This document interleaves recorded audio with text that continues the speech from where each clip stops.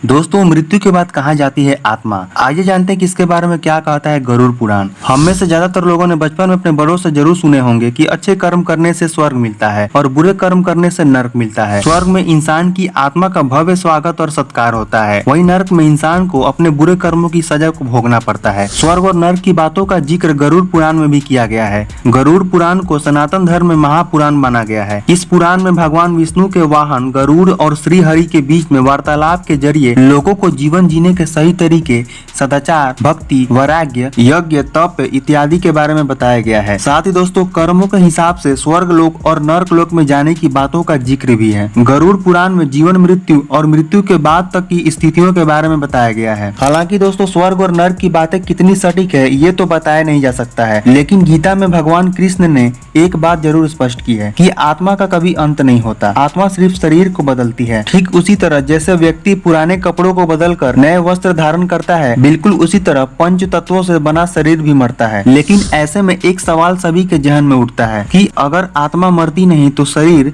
मृत्यु होने के बाद वो कहाँ जाती है और उसे नया शरीर कैसे मिलता है? आइए जानते हैं इस वीडियो के माध्यम से कि क्या कहता है हमारा गरुड़ पुराण। दोस्तों, गरुड़ पुराण के अनुसार जब मृत्यु आती है तो यमलोक से दो यमदूत आत्मा को साथ लेने के लिए आते हैं। यमदूतों के आते ही आत्मा शरीर को छोड़ देती है और उनके साथ यमलोक चली जाती है। यमलोक में ले जाकर यमदूत उसे 24 घंटे तक वहाँ रखते हैं और उसे दिखाते हैं कि वो अपने जीवन में क्या क्या अच्छे और बुरे कर्म किए हैं। इसके बाद दोस्तों, आत्मा को उसी घर में छोड़ दिया जाता है जहाँ उसका जीवन बीता होता है। फिर 13 दिनों तक आत्मा अपने परिजनों के बीच में रहती है। दोस्तों, इसके अलावा ये भी मान्यता है कि जिसने अपने जीवन में अच्छे कर्म किए हैं उसके प्राण निकलने में ज्यादा परेशानी नहीं होती, लेकिन जिसने बुरे कर्म किए हैं उसके प्राण छोड़ते समय काफी दर्द का अनुभव होता है। 13 दिनों तक तय होती है आगे की यात्रा। गरुड़ पुराण के मुताबिक 13 दिन पूरे करने के बाद आत्मा को फिर से यमलोक के रास्ते जाना होता है। यमलोक के रास्ते से उसे 3 अलग अलग मार्ग मिलते हैं, स्वर्ग लोक, पितृलोक और नरक लोक। व्यक्ति के कर्मों के आधार पर यह निर्धारित किया जाता है कि उसे किस मार्ग पर भेजा जाएगा। पहला मार्ग यानी कि देवलोक की यात्रा का मार्ग माना जाता है। दूसरा मार्ग यानी कि धूम मार्ग यानी कि पितृलोक का मार्ग बताया जाता है और तीसरा मार्ग यानी कि उत्पत्ति विनाश मार्ग जो नरक की यात्रा के लिए होता है। अपने पाप और पुण्य को निर्धारित समय तक भोगने के बाद आत्मा को फिर से दूसरा शरीर मिलता है। यह शरीर किसी का भी हो सकता है, फिर चाहे किसी जानवर का हो या किसी इंसान का या फिर किसी पक्षी का या कीट पतंगों का। यह शरीर आपके कर्म के आधार पर डिपेंड करता है। हमारे उपनिषदों के अनुसार एक क्षण के कई भाग कर दीजिए, उससे भी कम समय में आत्मा एक शरीर को छोड़कर दूसरे शरीर को धारण कर लेता है। यह सबसे कम अवधि है। सबसे ज्यादा समय अवधि है 30 सेकंड का,